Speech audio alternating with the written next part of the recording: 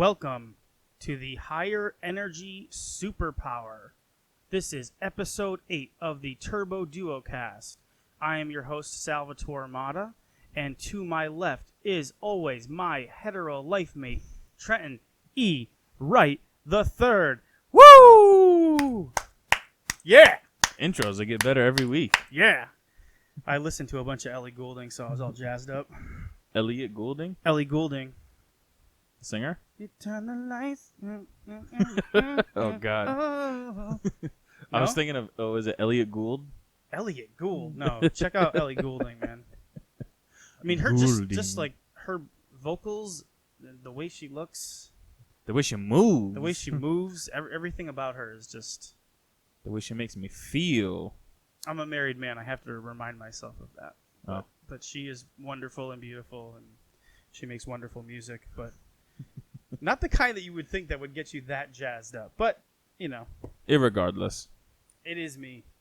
So thank you all for joining us for this wonderful, exquisite episode 8. We've got a great topic for you today, a great retro topic. We're going to be talking about a couple of baseball games. Indians are in first place, right?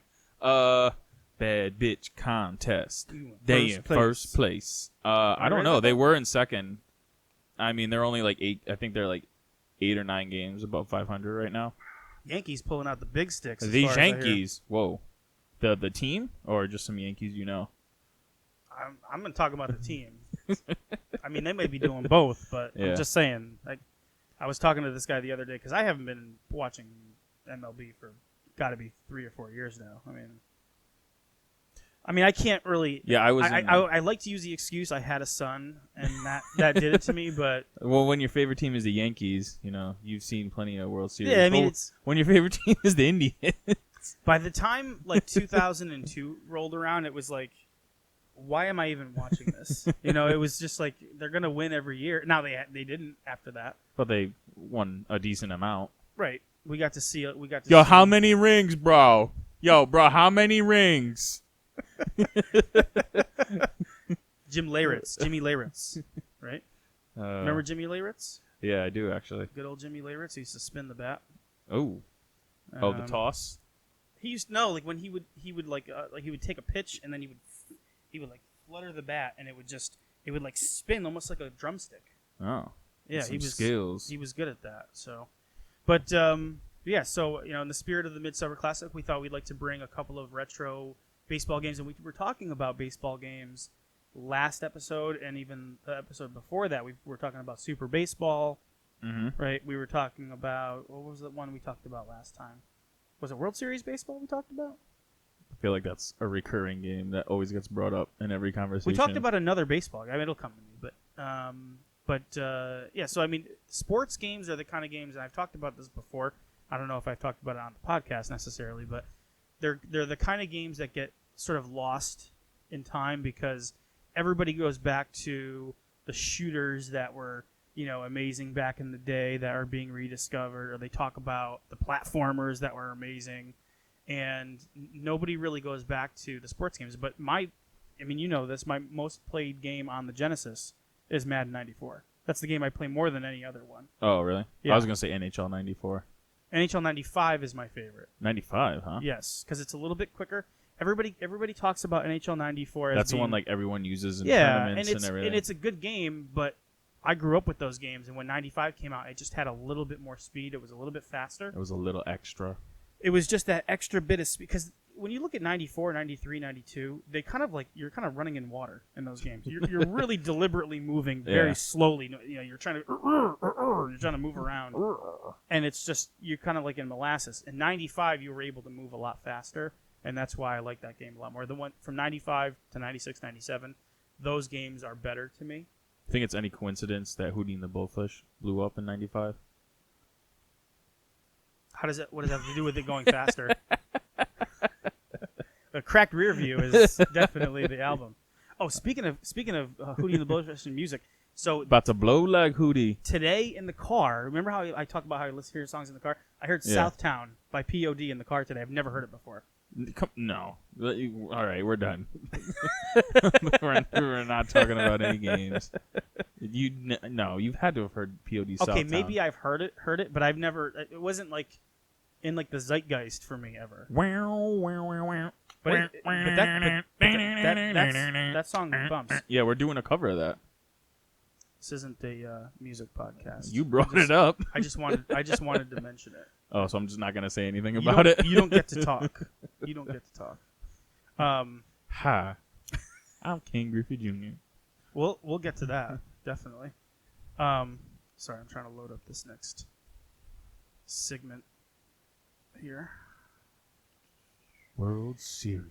So, a couple of things I want to talk about with you, just kind of like not get off my chest, but I want to know a little bit more about, because you mentioned them last time.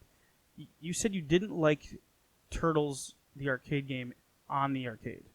This is very true. Can you tell me I recently played it at Barcade in New Haven with a few people, which I still have to get to. And it's a great place. They have it's weird. They have a lot of random games like I've never even heard of. A lot of the 80s, some 80s arcade games that I've never even heard of. But they pretty much have everything you would think, NBA Jam, Mortal Kombat, Street Fighter, X-Men. They have Primal Rage. I think the fact that they have X-Men, that's a game that everybody has like to the experience. big X-Men. If you haven't played the arcade X-Men, is it 5-player? Yeah, it's 5 players. It's got, I think, at least two or three screens, and it's just a wild thing to experience. You've never really seen anything like it before, because talk about a panoramic view. I mean, it's wider than a widescreen you have in your house. It's like if you stacked like 3 standard arcade units next to each other. That's how much space it took. I couldn't even imagine putting that thing together when it came out, or if got them I wonder shipped. How expensive that arcade got them unit was. Shipped in a train. It's so huge. Because that was never really replicated. A lot of these arcade units, you could. Yeah, I wonder why. You could go back and you could. You could switch them out. You could say, okay, well, I want to keep the cabinet, but I want to get a whole new. Yeah, the guts you could switch out. One and done. You couldn't really do that with this. I mean, it was pretty much what it was. Yeah. But yeah, they had Turtles, the arcade game, and I don't remember ever playing it, and it just felt like it wasn't. It's hard to describe, but I think it's either the hit detection, when you're attacking the enemies, it doesn't give you that oomph. It just kind of feels like you're just tapping the button and they're just kind of falling over. Like you're smacking water with a rope. Yeah, there's no satisfaction to it, so to speak. Mm. No, I mean that's important in games. Yeah, that feedback that you get, that punch, that slap. It was just people just swinging bows and staffs everywhere, and it just madness. Yeah, but not madness in the way that you like it. Yeah, and it's weird that the Nintendo version is way better. I mean, Nintendo had better versions of a lot of games. We talked about that. Case in point, Contra. I mean, Contra is 50 times better on the NES. Just purely out of control. The arcade version is just kind of wonky to control. There's a precision in a D-pad. Yeah, I was gonna say that you don't get. It's a lot has to do with using a joystick in a game like that. Yeah, where it's you have to be lightning quick and avoid so many things that using a joystick is not the best thing to use and something like that. Well, that's good. Thank you for that for that update. The other thing I wanted to know: no Dreamcast for you in '99. Tell me more. What do you mean?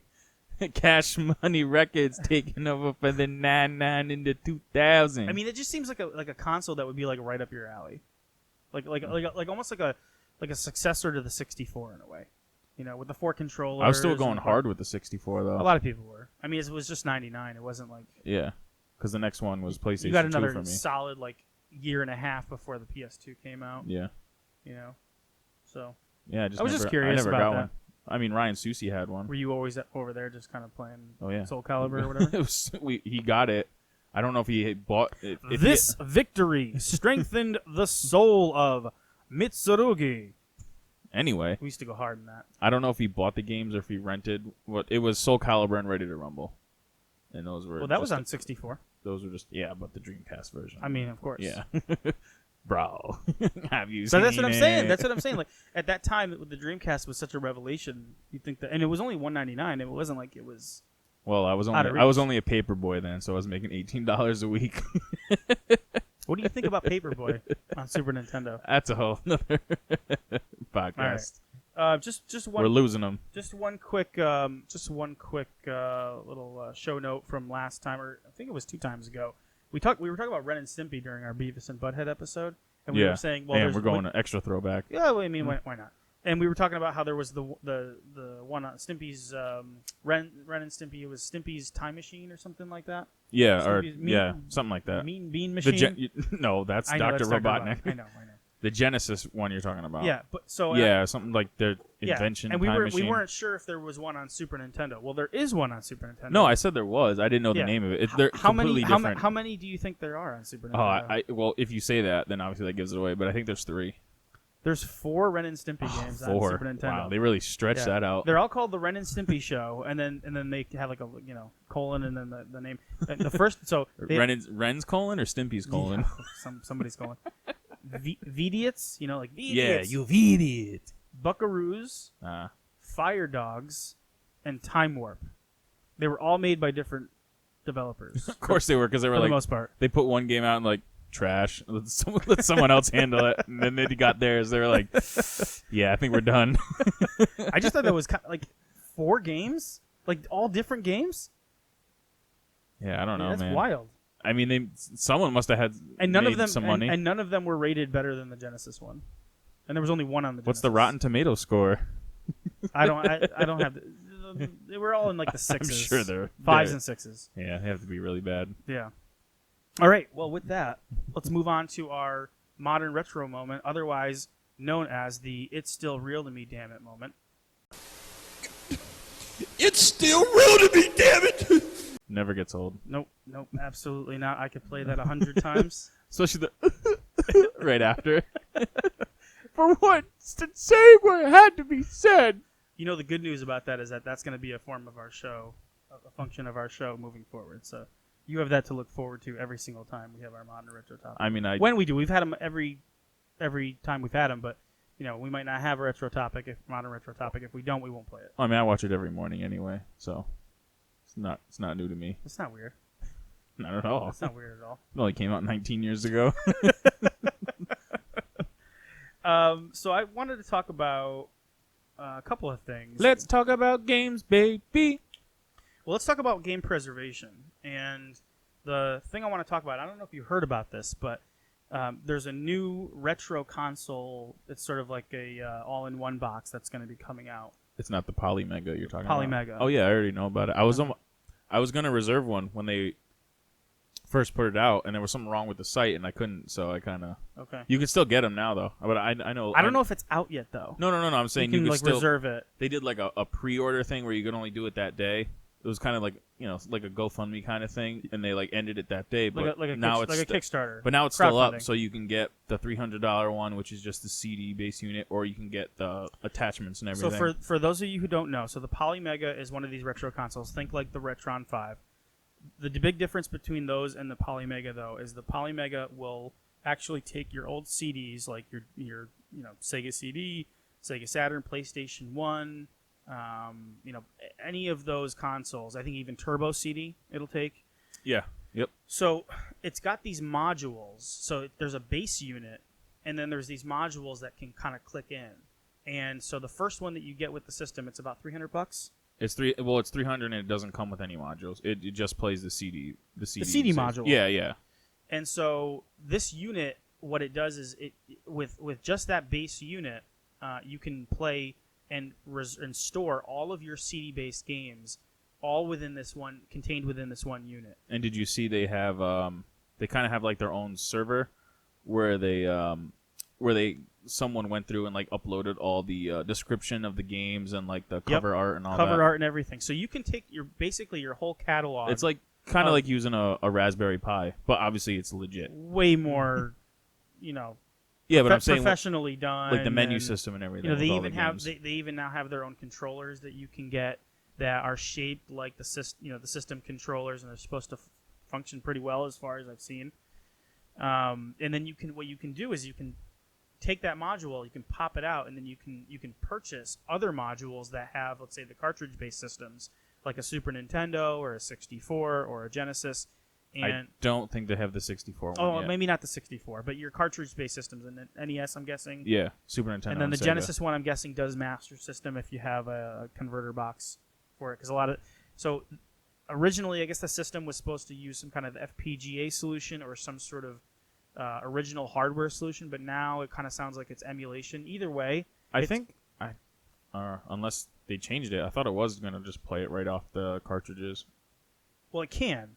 But what I'm saying is that the internals of these boxes is no longer it's no longer the original equipment or Right. or like an FPGA solution. It's actually emulation. So they're going to be using emulators. From everything that I've seen, they're working really well. Even Saturn stuff, like they were playing Sega Rally Yeah, Championship. that's the stuff they were showing off the most. And That's it looks great. Yeah, Saturn is, for anybody who doesn't know, has got 1 million chips on that board, and it's really, really hard to replicate in an emulated solution. But these guys have kind of figured it out with some of their other emulator partners. So some people are getting upset and saying, well, it's just an emulator, it's not a big deal. But to catalog these CD-based games, especially, even if you didn't get the modules that have the cartridge-based solution, it's still such a big deal. If anybody who has CD-based games, it's kind of a big deal because CD rot and disc rot is a true thing. We talked about last time how I got Winning Post on Sega Saturn, and when I bought it, the guy said, "Well, I'm including the disc, but it doesn't work because it has disc rot." And there is a little spot on it, but it did fire up and it did work. I played through a good portion of it. Fire it up. But that's one of those things where this media is going to fail at some point in time, and we're not going to be able to play it. So things like this Polymega, it kind of is exciting. It's a little expensive, $300, but I mean, when have you ever been able to take CD-based old systems and actually preserve them? This is a great solution. Never. Because once you get that in there, you're not going to have to worry about losing that ever again. And it's cool. It almost reminds me of, how people would take Fire sticks or Fire boxes and put the Kodiak on there, and then you could. A lot of them would have even the box art on them. Yeah. It's kind of like that, but just again a stepped up version of that. And I feel this has to be the first aftermarket system to play like Sega CD, right? Any one of those, Sega Right, CD, yeah. Saturn, PlayStation 1. And I think I want to say the Sega Genesis module plays 32X games too. I don't know that. I don't know the answer to that. I mean, If if the emulator plays 32X games, then it should be able to play. And when you put your cartridge or your disc in, it kind of downloads that ROM. Yeah, and just saves it to it, and it just saves it right to it. That way, you never have to worry about plugging that in again. So even if you're not worried necessarily about your discs going bad, it's a very easy way where you can get all of your games on one system and be able to load up any game you want at any point in time. You can leave the games on the shelf or keep them tucked away, and it's just one of those things that we want you guys to know about, because this is a great solution, especially some of these guys that I've come in contact with, these retro gamers. I mean, you think I've got games, these guys got walls of games covering like every section of practically their house. So yeah. That's a real leg up to kind of store all of this media all in one place and not have to worry about it.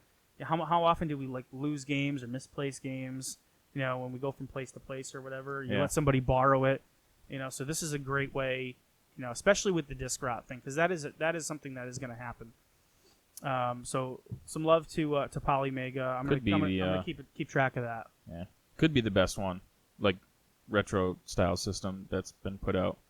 The what was it? What was it called? The Mega, the Genesis one that company put out. Was it the Mega SD or whatever it was? SG, the Mega SG. That is they call it FPGA. It's a special chip that kind of, it's not emulating the hardware, but it's recreating the hardware in a way. I don't really know the technological piece of it, but it's more like playing it on a real system. Yeah. And it looks like, I've seen the videos where they... I don't like the way the Mega SG looks. It looks like it's a tiny box, and it's kind of looking like the Genesis, but it doesn't really... It's like if you took the Model 2 and it took the colors and style of the Model 1. Yeah. But it's really... But I think that one's like $200. Yeah. And so, well, the modules, I think, are... No, I'm talking about the Mega SG. No, but what I'm saying is that if you had to buy a module, I know where you're going with this. If you had to buy a module, I think it's like in excess of $100. Yeah. or close to it. So I I'll mean, have to they check do. The Polymega has the bundle. It's like 500, where you get the base system with the CD, and you get the three cartridge attachments. But I mean, once you think about it, we have all those, and you can take all your games and put them on there. I mean, people will rip games too and put them on there. But no, I know. But it still seems like the best solution. I'm sure they're working on like definitely a Nintendo 64 one. The controllers too look really sleek. Have you seen the controllers? Yeah. They almost look like they've got like the Xbox kind of color scheme on all of them. But I'm sure you could use like a Retrobit controller too. I mean, it's got to be Bluetooth. I'm sure it's Bluetooth. Yeah. But you also can plug in your original controllers as well, which is really cool. They still give you that ability. Yeah. I mean, for me, a thing too is like, how often do I have to plug something in?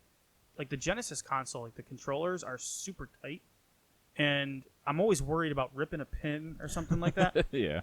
So it worries me to like continue. Like I have my controllers are plugged in right now because I don't even want to take them out.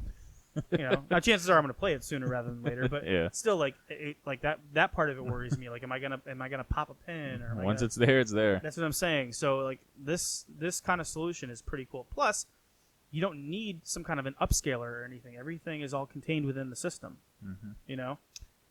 Could be the one. So we'll find out. Kind of exciting. So we'll keep you guys, tuned to that. As far as your disc-based media and disc-based games goes, though, just keep them in a temperature-controlled environment. They're going to last a lot longer if they're exposed to heat or moisture. I mean, it's kind of common sense, but that's not a way to store these things. So just try to keep them in keep the air conditioning on, especially now it's summertime.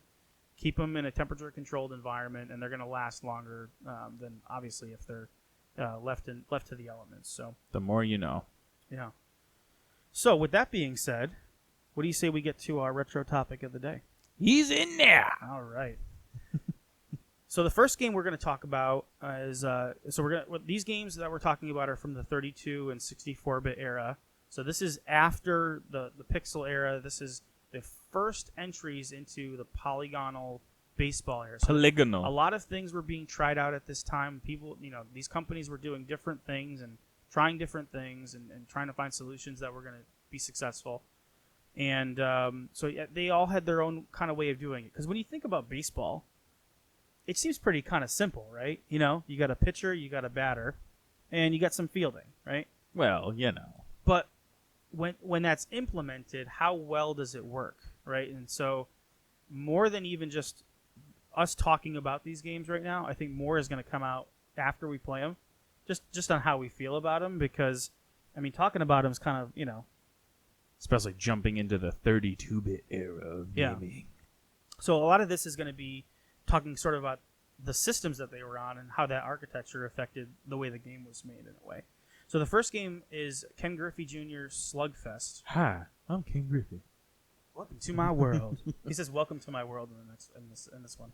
I run this shit. So this was actually the fourth Ken Griffey baseball game. Yep, there were two on the Super Nintendo. Yep, there was Ken Griffey Major League Baseball and then Ken Griffey Jr.'s Winning Run, which were two completely different games, and the second one was made by Rare. Mm-hmm. That's where it popped off. Wait, so the first one was made by somebody? I didn't even see that. Yeah. Rare did the second one. You're talking about for Super? Yeah. Okay. Yep. I was going to say, because... That's when they took over. Not this game. So Slugfest came out in May of 1999. What a time, huh? And obviously Nintendo was the publisher. The developer was Angel Studios. Ah, yes. Good old Angel Studios. You know who Angel Studios is? No. So Angel Studios became Rockstar San Diego. Oh. And these are the guys a subsidiary of Rockstar Games? Yes. And these are the guys that created they were the ones who created Red Dead Revolver. Oh. Ooh. So there was if you've been keeping track of games for the past 20 years, you might know this, but when Red Dead Revolver was in sort of like a development hell, so to speak, they were working with Capcom, and Capcom basically sold Red Dead Revolver to Rockstar Games at the time. And so Angel Studios started working on, or continued to work on this game, but now with Rockstar sort of at the helm. And so they did Red Dead Revolver, and then they ended up doing Red Dead Redemption, which is one of the best games of all time. I mean, and I've been playing games forever. So I mean, that game was so engrossing. I actually like it way better than Red Dead Redemption 2. I don't know. I'm trying to keep remember which one's which. John Marston? That doesn't help. No. I just think of John Morrison. It's in the Old West. Mark Morrison, Return of the Mac. He's not in it, is he? No, he's not. Sadly. I mean, he might be a side. My God. He might be an NPC. Red Dead That was the one that came out Revolver. in 2010 about. It came out. It was for PS3 and for Xbox 360. What was the one on PS2? Red Dead Redemption? Red Dead Revolver. Red Dead Revolver. Okay, Yeah. I remember that. I That's remember the one playing with that the funky cutscenes and. I remember playing that one. Red Dead Redemption was Red Dead Revolver is fantastic. It's amazing. Ooh, It's a it is. it's a hardcore game actually. It's pretty tough. You know, the shootout with the English guy on top of the old building. All the buildings. Really really great game. That was a good PS2 game. And then Red Dead Revolver. They made Smuggler's Run. Is that the One of the first PS2 games. It was almost That's like a racing game, right? yeah. Yeah. You're in like dune buggies and stuff. Mm-hmm. I do remember that. I never played it. But I always saw it. That was one of the first games that they were touting. I seen it For the PS2 when I was like, no, the Dreamcast is better. PS2 sucks. There was this guy who used to work at the GameStop Babbage's back when PS2 came out, and we were just talking so much shit about the PS2. They all talk. We were like, the only thing that this thing can do is you can spin the PS logo, depending on whether you want the PS2 to be flat or you want it to be upright. Like, that's the best thing you can do. Play Phantasma or whatever the hell that game was, with the fireworks going off. Mm-hmm. Shouldn't have been doing that. That was, there were some excellent games on PS2, but at the time they were killing my Dreamcast. So, for me, the most significant game that they actually produced was Resident Evil 2 on 64. Some hard hitters. Yep. So, Resident Evil 2 came out on PlayStation 1 first. It was on 2 discs. Yep. Each disc held 700 megabits. So what does that equal? 1,400. They stuffed 1,400 megabits of data into a 64 megabit cartridge with compression. That's talent. With the cutscenes and everything. Make it fit, baby. I don't know how they got that done, but you got to be pretty much a whiz to make that happen. I mean, you're shrinking it down to nothing. Nobody beats the whiz. And they expanded on Resident Evil 2. They added more outfits and a couple different. They expanded with the expansion scenarios. The expansion pack bumped it up to 480i.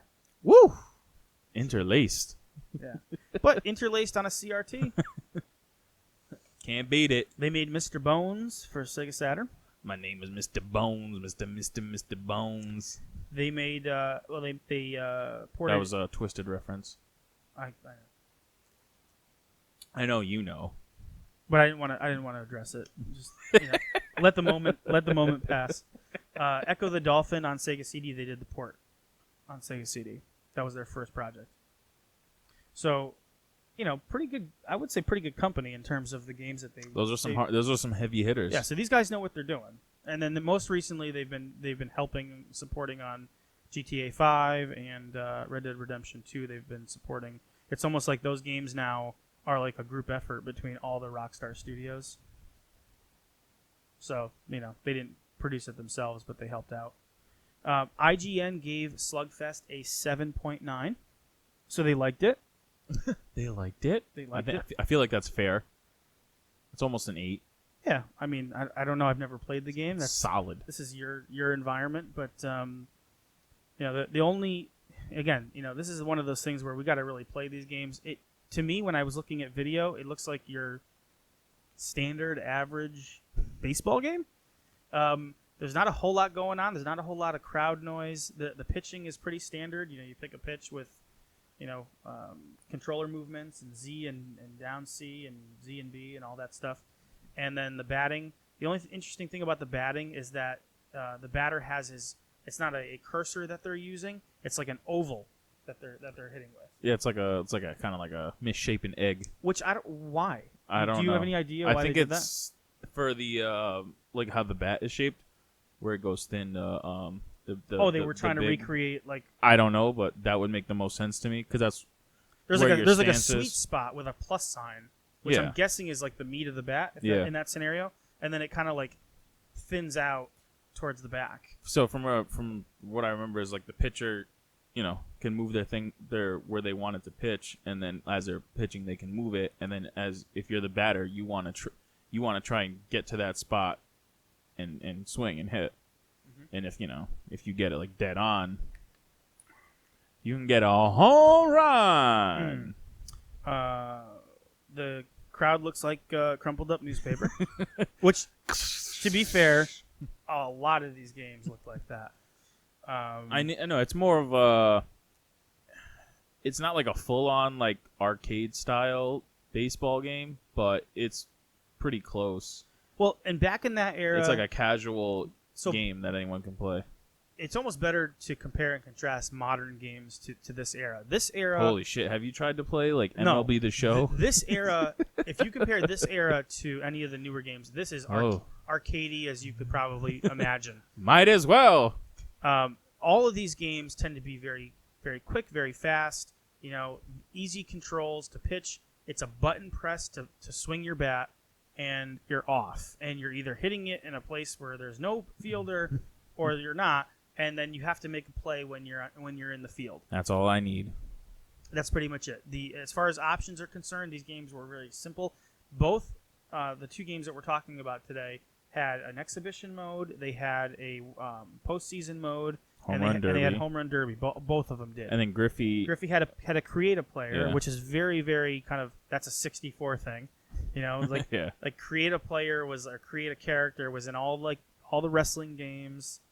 Probably in some of the basketball games. All the sports games for 64 that were made specifically for 64 had creative players. So that's the one thing that this had that the other game didn't have. But I mean, it's not like in sports games like create a player. It's just kind of like you make yourself. It's just kind of generic. Like wrestling is like, all right, now you can really set it off and like make anything you want. But like. We don't make Hulk Hogan, or like if it was the WCW game, you'd make WWF characters. Yeah, it's not like just to get everybody together, and then they went ahead and just bought them, so it didn't really matter. Yeah, it's like, oh man, I can't wait to get home and make Ruben Sierra. I don't think anyone's like clamoring to make like it's the features. It's not like they wear a uniform and there's not really much you can do. No, but I can't. But it's a nice feature. Every game had it. Yeah. Well, I feel like these games though are very easy to play. They're a lot of fun. Oh yeah. The modern games, you got to be pretty hardcore, dude. Like MLB The Show. The only. Have you seen it? I haven't. No, I've played it. I just played the retro mode in it, which is awesome. Which it just plays like a 16-bit like style game. Is it like 2D? Yeah. It's. Does it play with like button presses? Like yeah. It's just like. Is that new to this year? No, I think they did it in. Oh man, I don't know. In 17 and 18, I don't know. I'm not sure because I played the MLB The Show 18, but playing like the modern style, I don't. There's like one way where you have to like swing the analog stick to swing. Like I know. I was playing one of the hockey games like a couple of years ago, and I'm trying to play like NHL 95 or NHL 94. And I hit the button and nothing happens. And they're like, no, you got to like twist the stick to pull back on the. It's almost like Golden Tee. It's like you got to pull back on the stick and then push it forward to have a slap shot. It's like, what kind of shit is that? Yeah, but luckily I don't know if it was in the version you played. How does that have a good feel to it? I know, but in the there's an option you can change it to NHL 94 controls. How do you know so much about modern sports games? Which is because I work. You don't even own a modern system. That's right, because you do the bus. Right. Yeah, the party video game bus, and yeah, you can just go in and it says NHL 94 controls, or it's 2 buttons, shoot and pass. It's amazing. That's awesome. Yeah. Why can't it just be like? Why does it have to be more in depth than that? Yeah, well, they give you the option. You can do which one you want. You can do a hybrid of like arcade style and like modern style. I feel like most people would rather have it be like that. But I know. I tell the kids, but you have all these crazy like people that get into these games so much, and it's such a small segment of the population. But if these features weren't in there, they'd be screaming to the heavens that it wasn't in there. Well, what do you tell the little kids? No, I'm just like, oh, if you can't figure it out, here, I just switch it. I don't tell them. I just switch it to this. You only have to press 2 buttons, and it's like they enjoy it so much more. It's just so much easier. It's great. They'd get more people to buy these games if they could change it. Yeah. You know. Anyways, so yeah, so I mean, it's kind of like your standard fare. This is a sequel, so I'm not sure maybe if it was better or not. Do you remember if this game was? From what I remember, it didn't really do that much graphic wise. I think it got a little bit more detailed, but I mean that's kind of what you expect in a sequel. There wasn't that much difference between the first one and the creative player. I don't think that was in the first one. Yeah. Well, since we only have 2 games and I've got history with one, you kind of have history with the other, why don't we just step into Slugfest for you, and if that's okay, and just kind of go through what was your history with this game? Because I never heard about this game until you bought it for me probably like 10 years ago. I did? Yeah, you found it for a few bucks, and you brought it. I don't even Yeah. Believe me, I wouldn't go out of my way to buy Ken Griffey Jr Slugfest. So. I mean, if you saw it, you'd grab it. No? Probably not. I'm not like the craziest into 64 like you are. Yeah. But I also have a lot of the games that I already want. I mean, there's not really... Yeah. I mean, I never owned it, though. That's just, okay. 3/4 of the games we talk about, we never owned. I know. I just remember Tim D had it. And obviously I lived down the street from him, so it was like, we would just play that game. We would just play Griffey. And it came out in May. Time. It came out in May, so you had the summer. Yeah. So you know what? His birthday was in May, so he probably got it for his birthday that year. Oh, that's perfect. Yeah, he probably did. Yeah, I think so. Did you know if you could play like 4-player or anything in this? No, but it's weird. Not in the new games you do 4-player.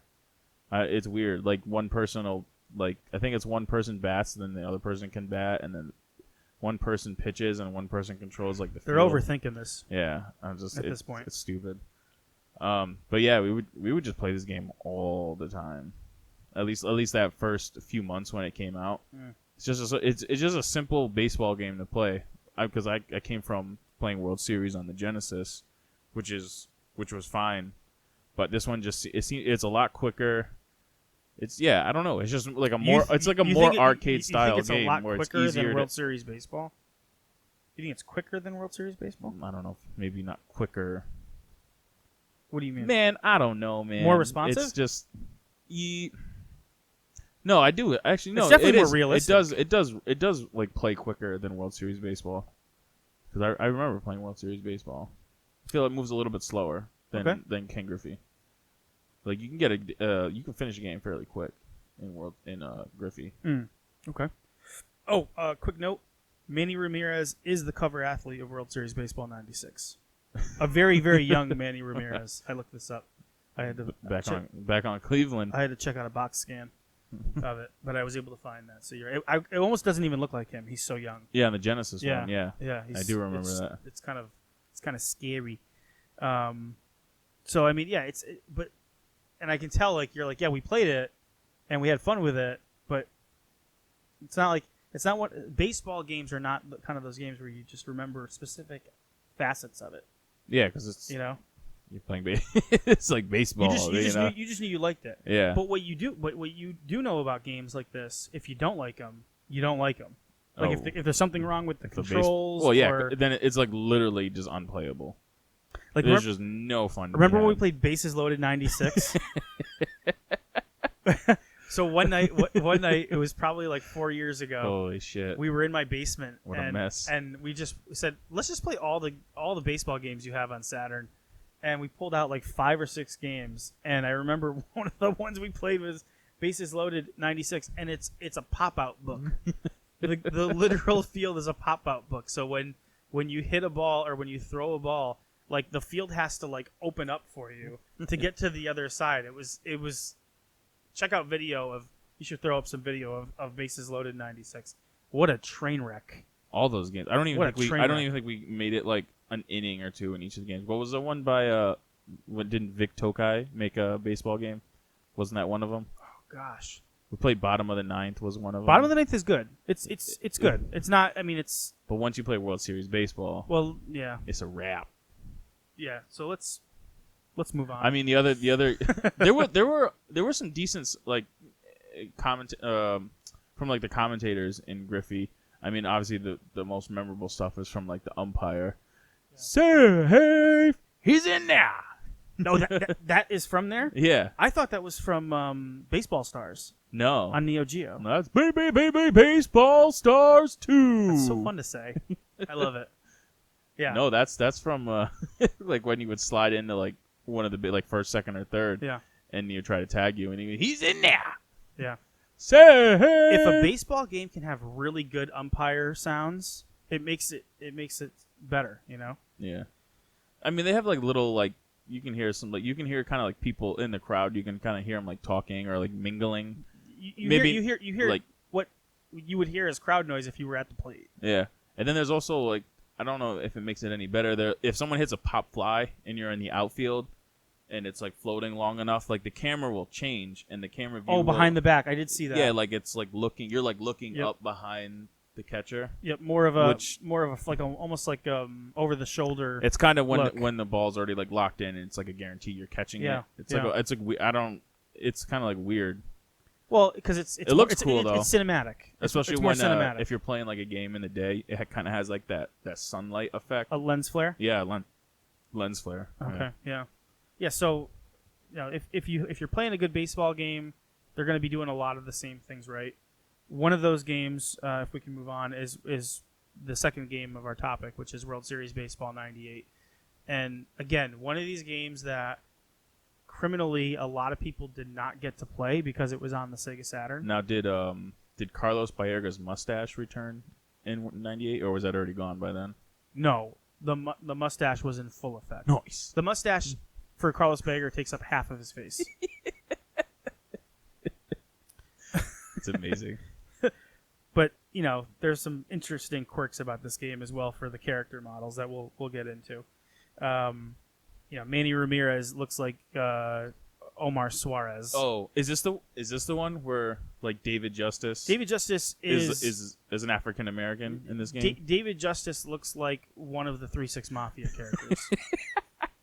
Juicy J. Yeah, when he really is kind of like a light-skinned dude. Yeah.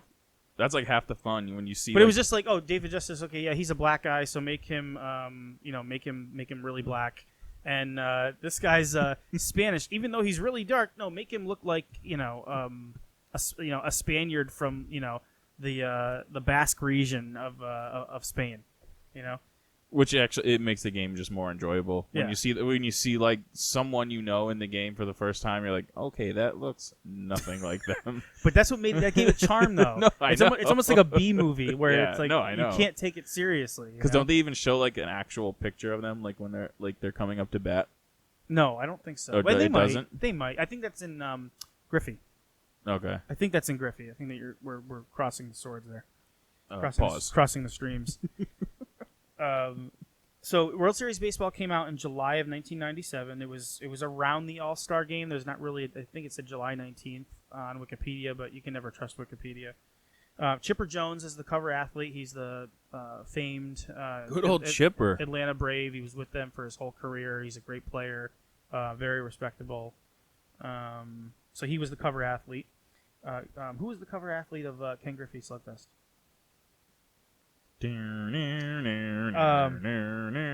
Ken Griffey Sr. Hey, they were one of the only father-son combos Yes. to hit a home run in the same game. I know. Yeah. I do. I feel like I just saw that clip of that like Did last week or something. I don't know what it came up on. I really like that old Mariners hat with the the OG with the yellow one. with the yellow S. Yeah. That's pretty good. I like that. They say I walk around like I got a S on my chest. The teal color, like that whole thing, is like very 90s to me. Like the patterning. So World Series Baseball was obviously published by Sega. It was developed by Sega Sports. There are almost no credits for this game online. I could find the translation. Nobody wants to take credit for it. From Sega of America, but the Japanese producer or the Japanese team that created it, there's no development history. I looked on Sega Retro, the manual. There's nothing in there that speaks to, as far as I could see, as far as the development team is concerned. Now, my guess is that the guys who created World Series Baseball 2 and World Series Baseball 1 probably were responsible for it, but alas, we don't really have that data. If I'm able to find it, we'll update you guys. EGM gave it an 8 out of 10. Next Generation gave it a 5 out of 5. Next Gen, huh? Mm-hmm. What was that? They did a lot of. They were they covered a a lot of magazine? Saturn. Next Generation magazine, yeah. Next Generation. Yeah. Yep. I bought one Next Generation magazine when I was a kid. This is like before I got a subscription, and I was kind of trying to figure out, okay, like I got this EGM in the mail, but there's Did they come Game out Pro. like later in the game? It was around 96. I mean, you would think so. It's called Next Gen. Yeah, right? but it was around 96, 95, 96. Man. And their magazines were almost like the outer cover was like laminated almost. It was so well made, like the quality. I'm trying to remember. They might have been a little bit more expensive. The one that I had was the cover was Tenka. If you remember the game Tenka, it was like a Tenka. It was like a first-person shooter on PS1. Oh, Next Generation. No, you know what? They didn't have a laminated. It was like a matte finish, but it was really soft. It was matte. Exactly. It was like a matte finish. But it almost felt. I like just it was, pulled up the cover, and the first one they had is the Virtua Fighter cover, and I remember that one. Yeah, it was. It felt good in your hands. You held that thing, and you were like, pause. Yeah. you were like, okay, there's going to be some quality coming into this magazine. It kind of reminded me like a PC Gamer magazine. Kind of. Yeah. And there was a big spread on Tomb Raider, like the first Tomb Raider in that big magazine. spread. Yeah. So then they had, obviously they had the ads for the Sega Saturn with the naked girl with like the screens on her chest. Yeah. Yep. All over the place. That drove me wild. Man, I don't even think I remember seeing the magazine, but I don't think I ever read or even looked through an issue of Next Generation magazine. It was good. It was really good. You know what was the shit back then? Game Fan magazine. Oh yeah. They were actually like resellers or sellers that used to advertise in EGM and like GamePro, and then they just decided to make their own magazine. They had like the crispest like screenshots of the games. I don't know what it was. They were probably using they had like I just remember like PVM or something looking like that. at their screenshots of the games back then, and they were like so like crisp and compared colorful and detailed. to like GamePro. Oh yeah. Were they more expensive? Do you know? Yeah, I think it was like $5.99 an issue Instead of like $3.99. Or I think most of them were all $4.99, but I'm pretty sure theirs was $5.99. I don't know what it was, but if anyone has them and you look through the pictures on there, I don't know. Their screenshots. I might have one. I might have one tucked away. They were so like vibrant. I don't know what it was, but yeah, maybe. Did you own? Did you buy them? Yeah, I bought the magazines. I never had a subscription to it. Okay.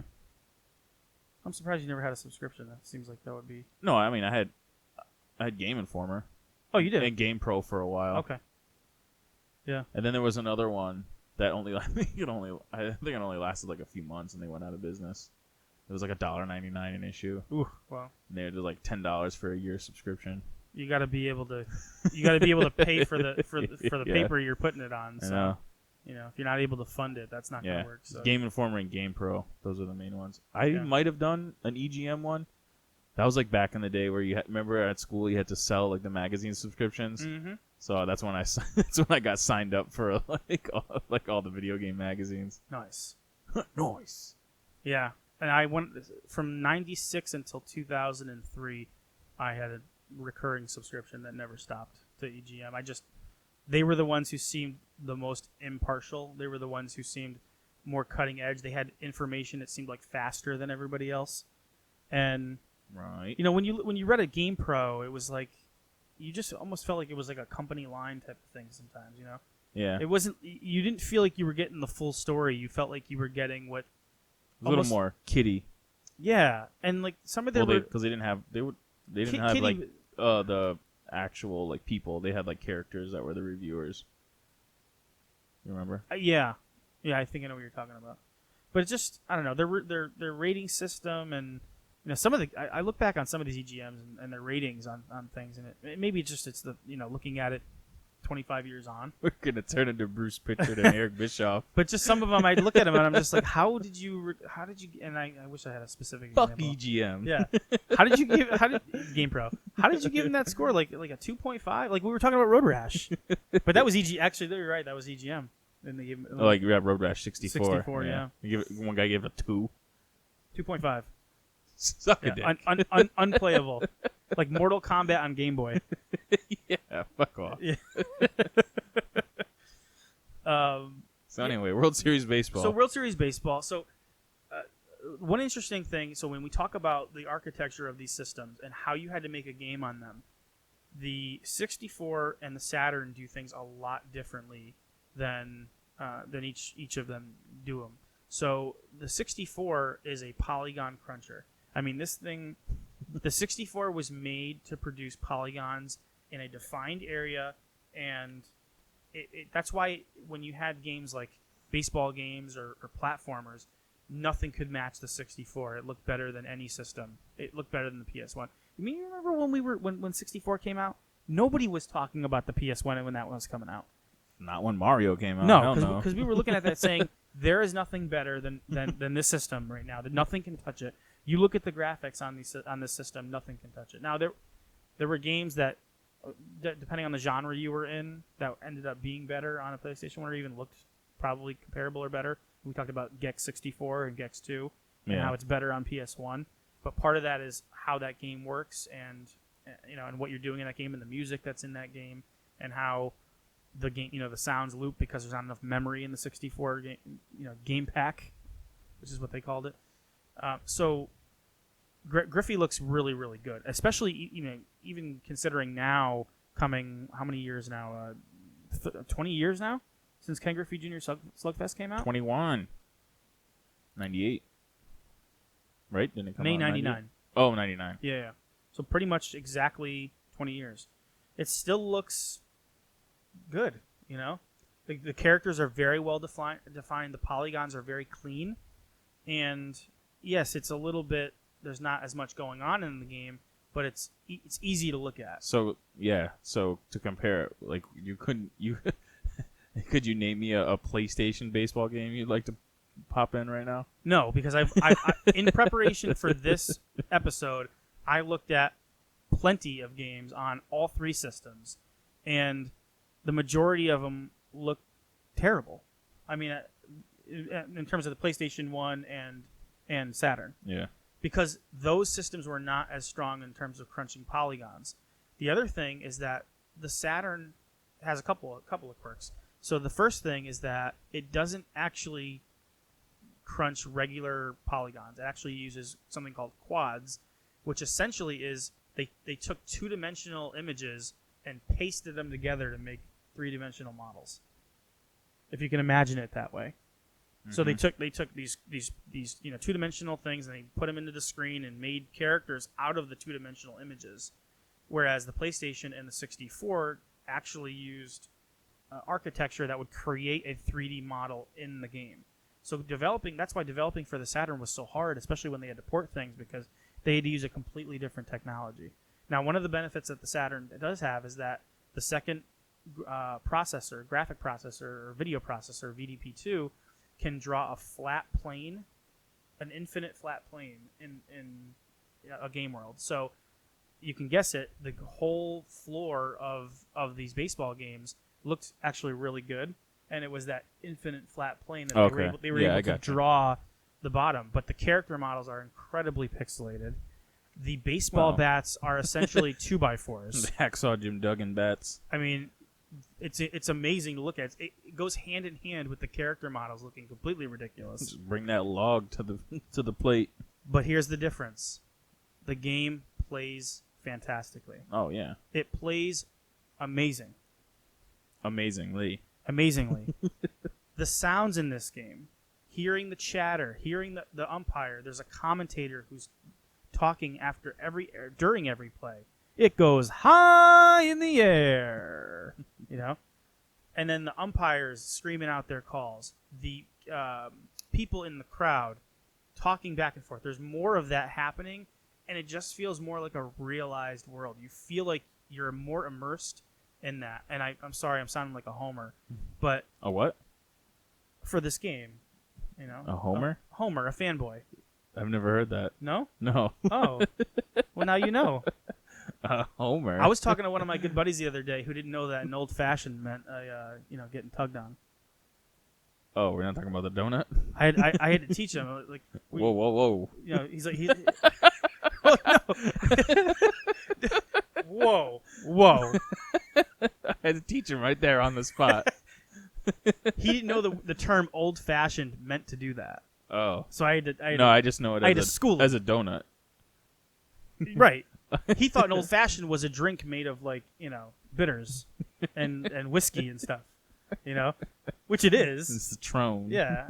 I know we were just joking here and there, and I'm like, get yourself an old fashioned. He's like, what are you talking about? I'm like, an old fashioned. He's like, what? I'm like, getting jerked off. So anyways, World Series Baseball 98. The more you know, or sometimes it's better the less you know. You're going to edit this out, right? Oh, gosh. Pull us off the air. So World Series Baseball has incredible character. It's just, playing this game feels really, really good. The other thing about this game, which was an innovation for the time, and one of the reasons why Next Generation gave it a 5 out of 5, was because they have the quadrant system. And I don't know if you remember this, but you can select, as a batter, the top left, top right, bottom left, or bottom right to power up, so to speak. And if the pitcher throws it in that spot, you get this reticle that sort of is glimmering or sort of lighting up to let you know, okay, the pitch is coming right in that spot. And if you connect on that spot, there's a good chance you're going to hit it pretty hard, and there's a better chance you're going to hit a home run in that game. And the cool thing about the home runs, sometimes when you hit a home run, and I know it's going to be a home run, you talked about in Griffey where it kind of gave you that behind the back look, that cinematic look of catching a ball. Yeah. You hit the ball, and immediately it's like at your feet, looking up at the character. The lens flare is coming down on you, and the ball's going on, and it's home run, and he runs around the bases. But that feeling and the crack of the bat in that game is nice. Is nice. It's nice. It just makes you feel I don't know how to describe it. It just makes you feel like you're engrossed in this game, and it just makes it all the more fun. And that's what makes these baseball games and what sets them apart from being just good games to great games is when they add in these extra pieces of the puzzle to make them feeling like it's more of a baseball game. It's more of an experience than just, up to bat, swing the bat, ball goes out, catch it, get to first base. It's more of an experience. So they really took a lot of care to make sure that they made it as good as they did. And it's just incredible to me to think that they put so much effort into this game when nobody was playing it. Nobody. I mean, it's sad. And I believe that this only came out in the United States and in Korea, I think. Of course, Korea reaping all the benefits. But I mean, Korea is tiny. So, and then think about how many people would have played this. Maybe they might have sold a few thousand copies. I mean, well, how many did they do? I mean, you see them. It comes up on eBay all the time. I mean, there's a lot of copies out there, so I'm guessing it sold pretty okay. What did they do? 3 World Series games on Saturn? Yeah, World Series 1, 2, and 98. Oh, the other ones were just 1 and 2. Yeah, just World Series baseball with Mike Piazza on the cover, which funnily, Mike Piazza was in Mike Piazza's Strike Zone Baseball 98 on 64, which looks interesting. The thing is, you think about all the games that are based off one person. Tommy Lasorda. Tommy Lasorda's not bad. Cal Ripken. I don't know about Cal Ripken. Remember, we talked about this. Frank Thomas' Big Hurt. They were pretty much not good. So there was no reason for Ken Griffey Jr.'s baseball to be good. But to be fair, they got good people to make it. No, I know, I understand. My favorite Griffey game, because I've only played the Super Nintendo ones, but I like the first one. I mean, with the cartoony characters. I just thought that fit the Super Nintendo so well. I used to play that game at Alex Easton's house all the time. Ah, good old Alex Easton. Yeah. Where is he now? I don't know, but he's good. I still consider him a good buddy. They made a World Series 98 on Sega that year, too, on the Genesis. They did. And that was made by Blue Sky Software, the same people that made Vector Man. Wild, huh? Yeah. So where were we going with that? I think that's about all there is to say about that. The same modes there that you can do exhibition, season, you can do a home run derby. It's got all those modes. So my history with this game is I used to rent it pretty much constantly during that 1990. I used to rent it constantly in 1997.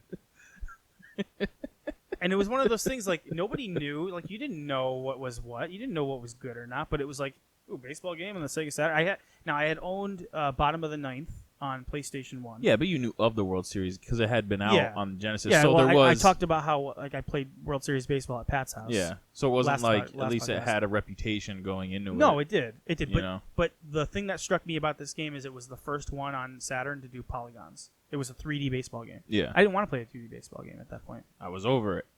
So this was like, you look at the back of the box and I was like, this actually looks pretty good. I mean, for 97, it was like, this looks legit. Like I want to try this. And being at Blockbuster, you could rent a game for $5-6. Blockbuster Video. Wow, what a difference! But it was the kind of thing where, was I gonna buy it? Well, I'd have to spend $50. So I was like, well, let me just rent it a few times and then I'll be done with it, and then I can move on to something else. And then you were like, I'm not done with it. So I can't move on. So, one of the things that Blockbuster would do is when they were, when a game had sort of passed its prime, they would sort of set it out for pasture, and they would actually sell them, which I'm surprised that they were able to do that, considering they had to get like a rental license, but maybe that was only for a certain time, and they had the ability to sell them.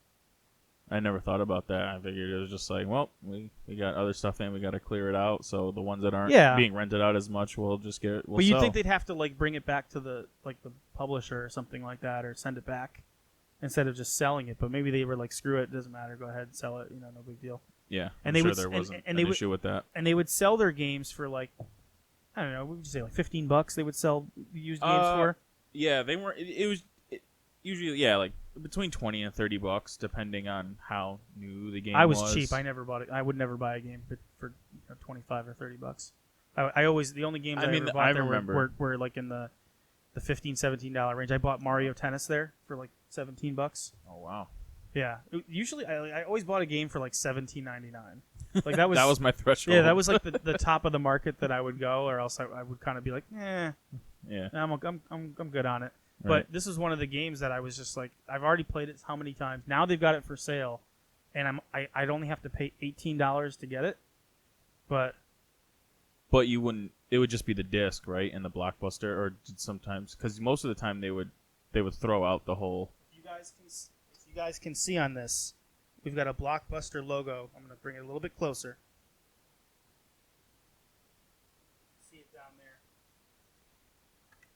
It doesn't help when you don't talk into the mic. That's okay. Well, if you can see it down on the bottom right, there is a Blockbuster sticker on there. Yeah, I got it. So I bought the copy that I would rent back in the day. That's my. I was probably the only one to rent it. No. I know, but I'm just saying effectively, like, who was going in? Maybe a couple more people, but I mean, not a lot of people were playing it. Yeah. I'm surprised they even rented Saturn games, to be honest with you. Well, they rented the system, right? And you hear a lot about like them renting that system, But I mean, you rented one. Yeah.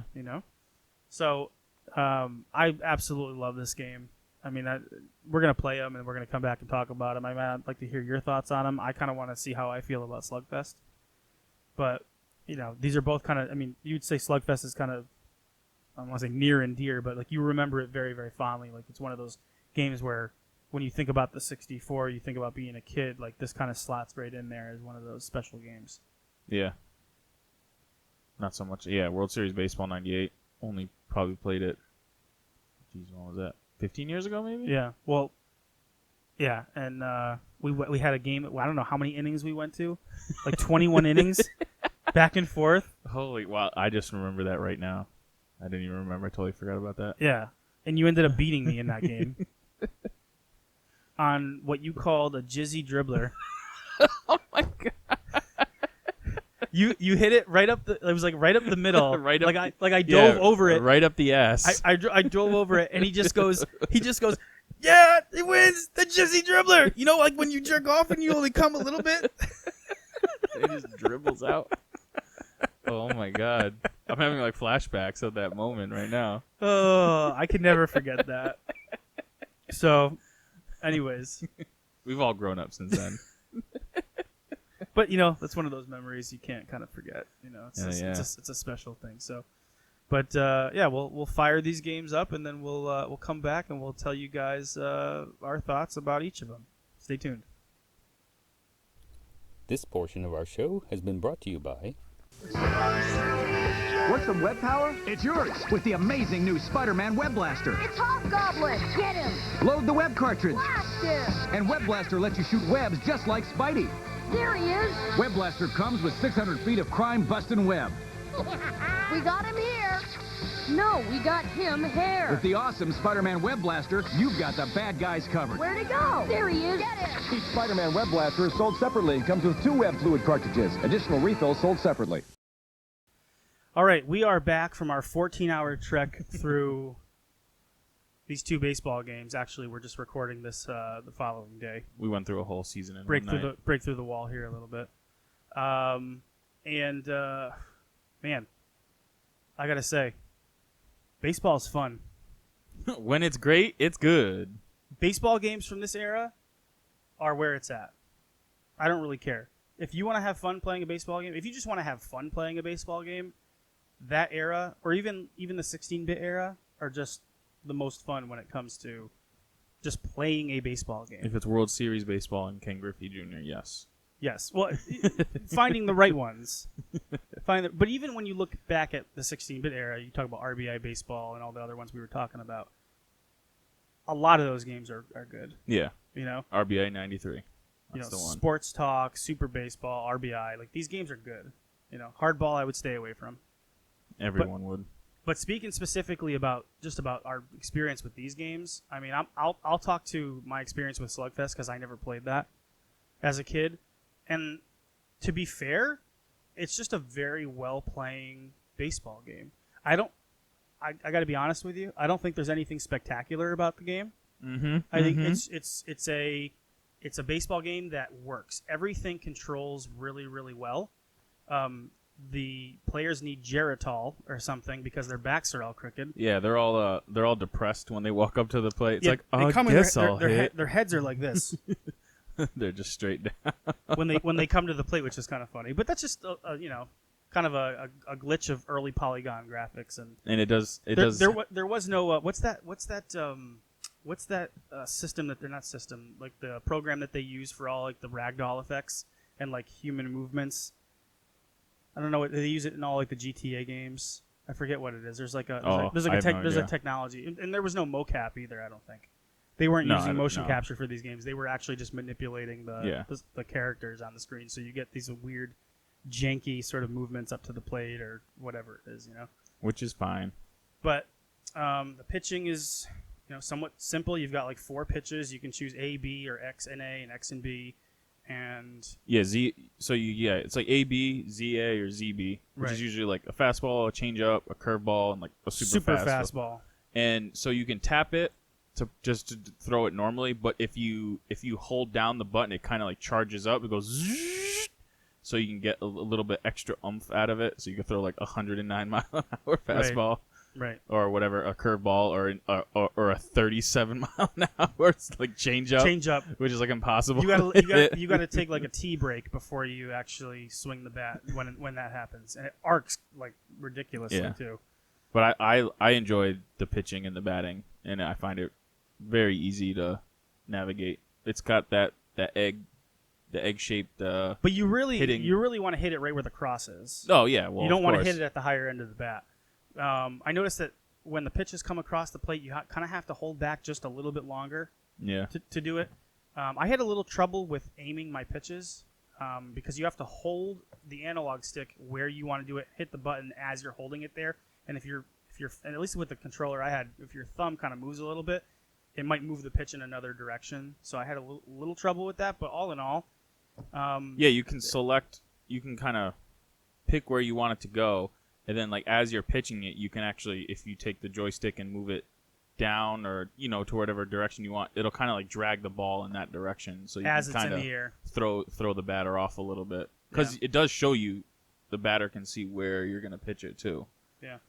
It's actually kind of remarkable, like, in terms of the modes, the fields, and all this stuff, how the 2 games are kind of similar in that respect. I mean, it's a baseball game. But yeah, because we played at the Jacobs Field in Cleveland. Right, we played Yankees versus Indians, which is our favorite teams, and just to kind of compare both games, compare and contrast both of them and how they looked. But yeah, I just think it's just a well playing game. I think 7.9 is probably a good score for that game. If you go back to 1998, Yeah. and like that's the baseball game you're playing, Yeah, definitely. and I made the comment while we were playing. I was like, I could see myself in 1999 getting home and being really excited to continue my season and see where I was in the rankings, and continue with that progression system of going through that and hopefully getting into the playoffs, and looking forward to that. And also, when you're in Jacobs Field, there's people constantly getting arrested in the background. Yeah, you yeah. can you can hear the cop. It's like every inning you can hear the cop car in the background. I don't know if that's exclusive to Jacobs Field, but probably not. But there's not, and then on the other side, it's not really. I feel like there's not enough noise in the games. Like there's not enough going on. You don't really hear an announcer talking or a whole lot from the umpires unless He's in there. unless there's a call at a base. You don't really. Safe. Yeah. So there's not a whole lot with that piece of it. So it's a little bit bland, especially nowadays when you play it. But it's a fine game, and I don't think it costs that much. I mean, it can't No, be it's more like than $10 or something. I was gonna say more than like a few bucks, like $5 or $10. And then Griffey will put in his random comments every once in a while. Like you make a catch, he's like, "Nice catch." That's like all he says. He's like a straight, you Yeah. know. But yeah, I thought it was a good game. It was a lot of fun. So let's move over to World Let's Series slide baseball. over to Sega. So we just got done playing this game only a few minutes ago, and I'm still charged up. Fired up. I 8-3 Indians. I got thrashed. I got absolutely bamboozled. Matt Williams hit 2 home runs, both multi-run homers. They were. The Indians just pop off in I that had game. Like 14 hits in 5 innings.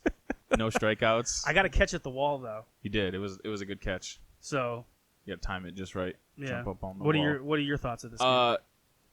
Well, when you first play it, because I haven't remembered the controls in forever. I didn't understand the pitching.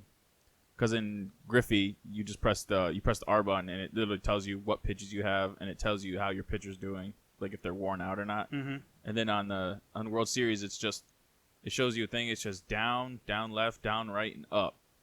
And I'm like, and I asked you, I was like, what are the pitches? And he's like, well, they're Right. one's maybe a fastball. It goes in the direction. It goes in the direction of whatever the arrow is. So if it's down, it's a curveball. So it'll arc down. If it's down to the left, it'll be more like a slider.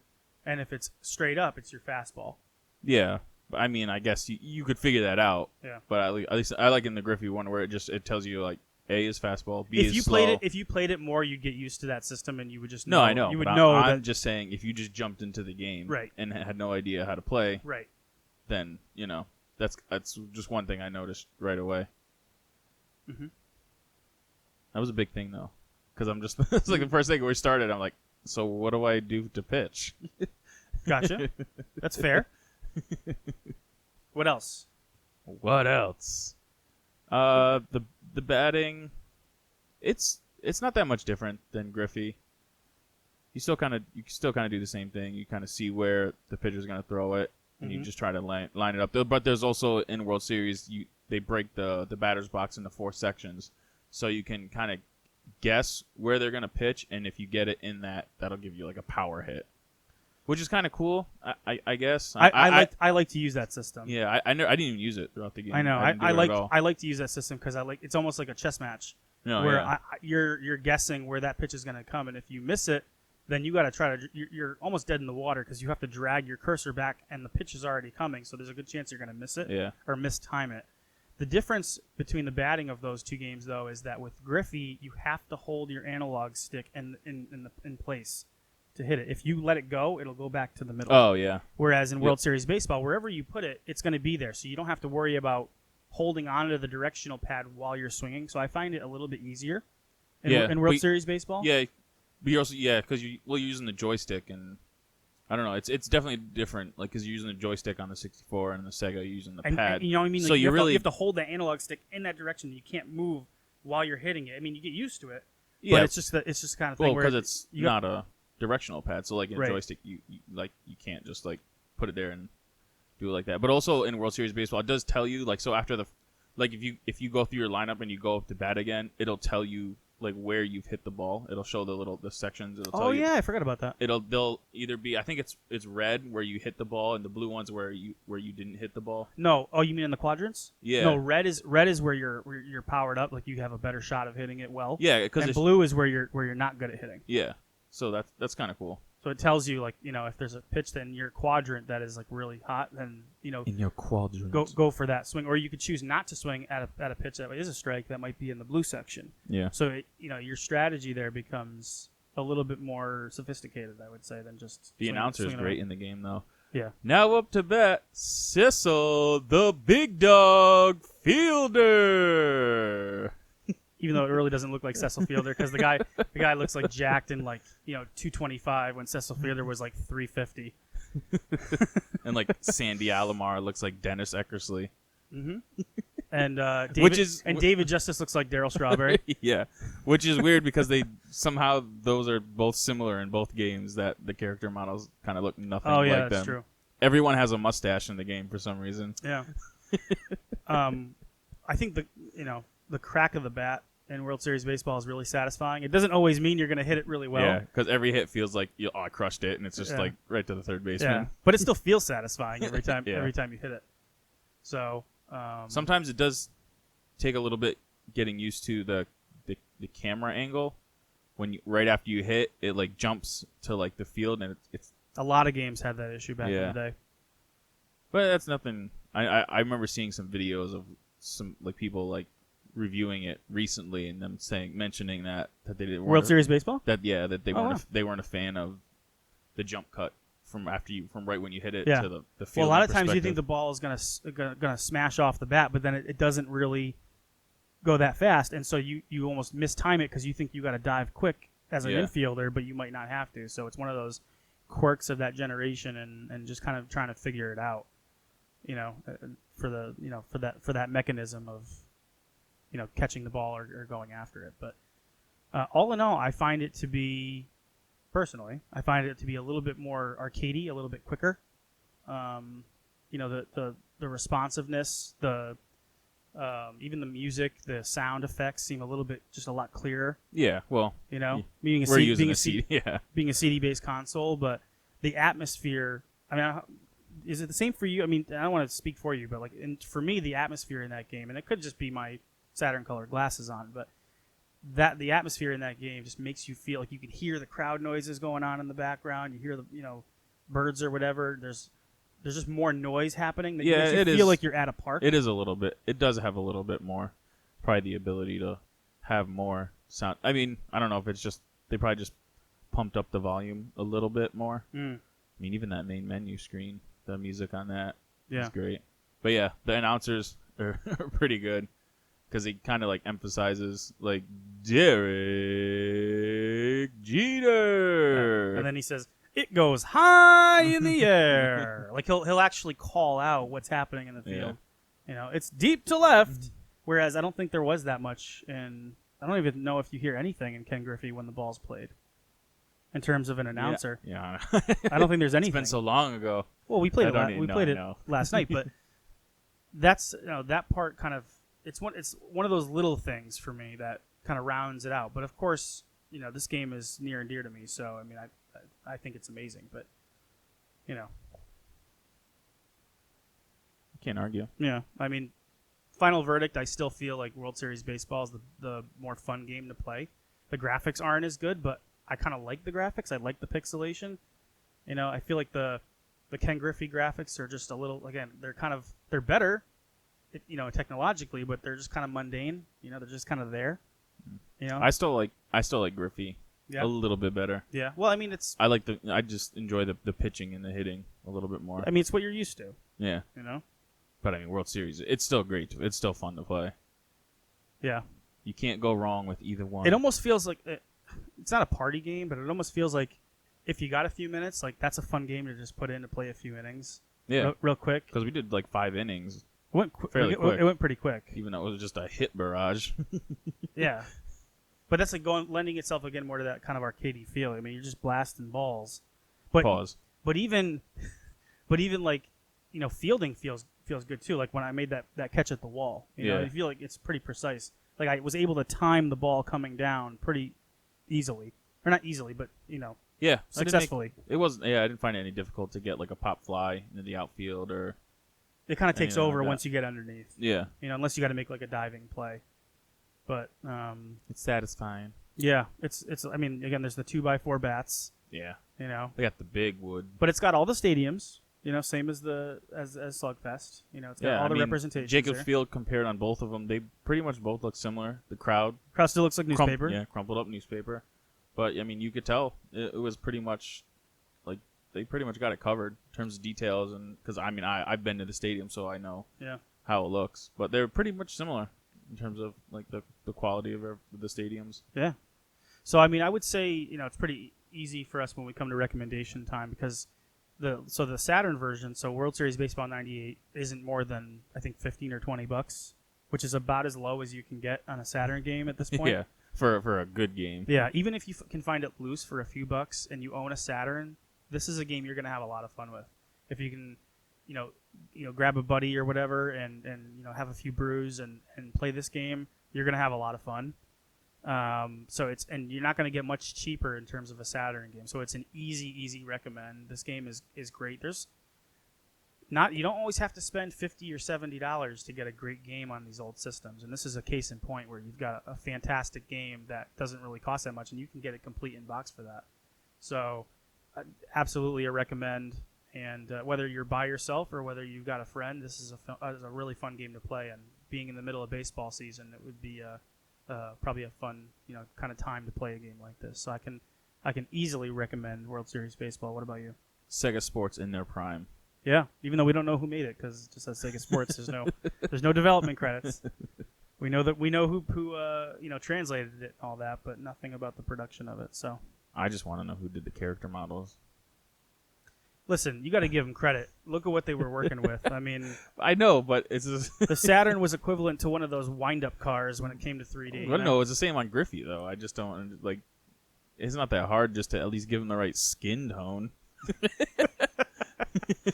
Literally, David Justice has the skin color of Barry Bonds in this game.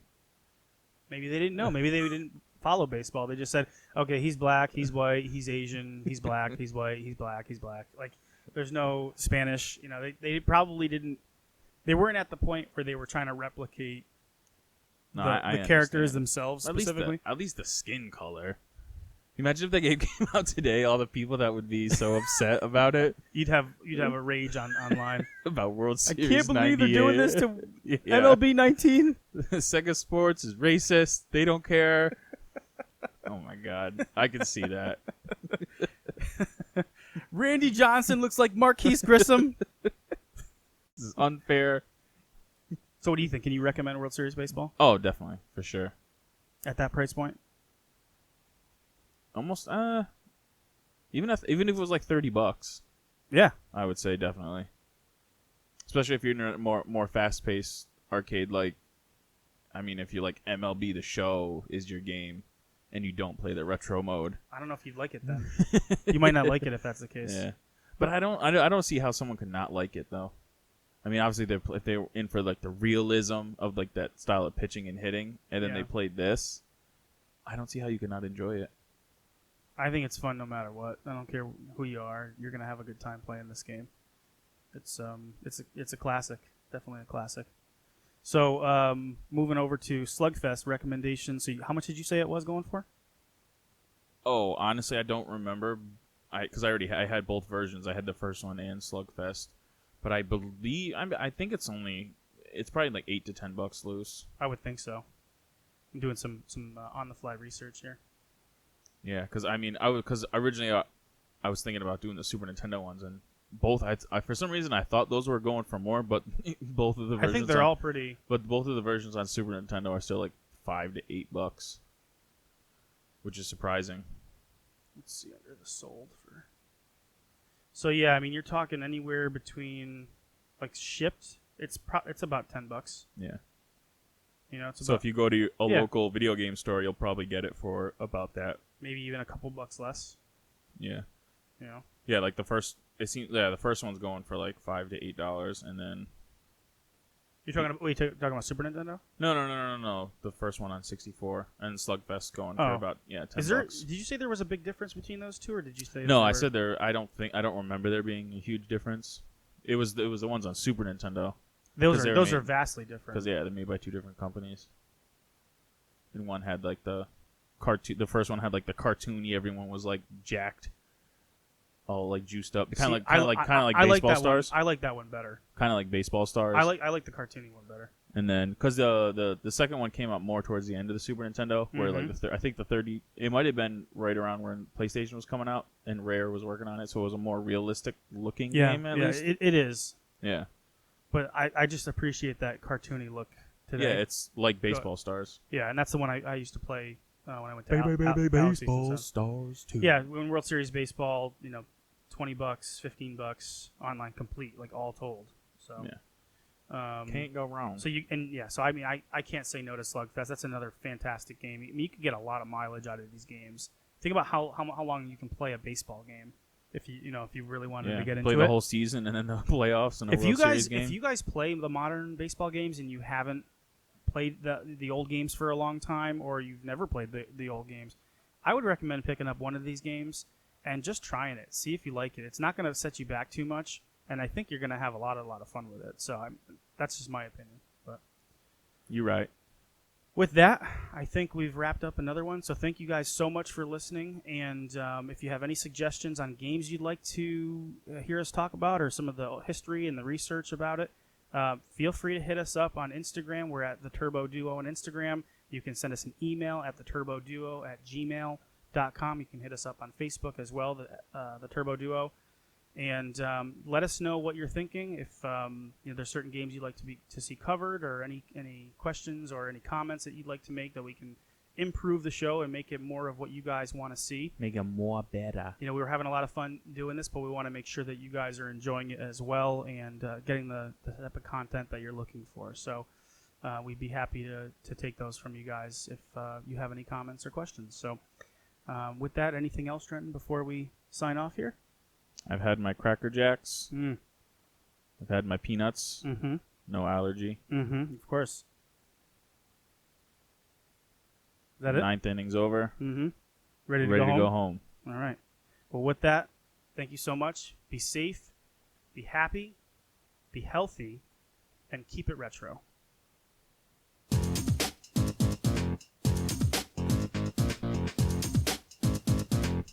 It's showtime. And this will fly away Junior's second home run of the night. We're going to have a slugfest.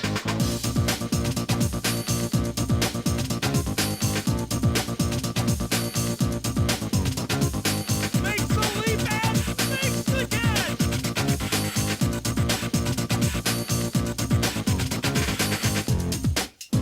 Another unbelievable Junior masterpiece. It's showtime.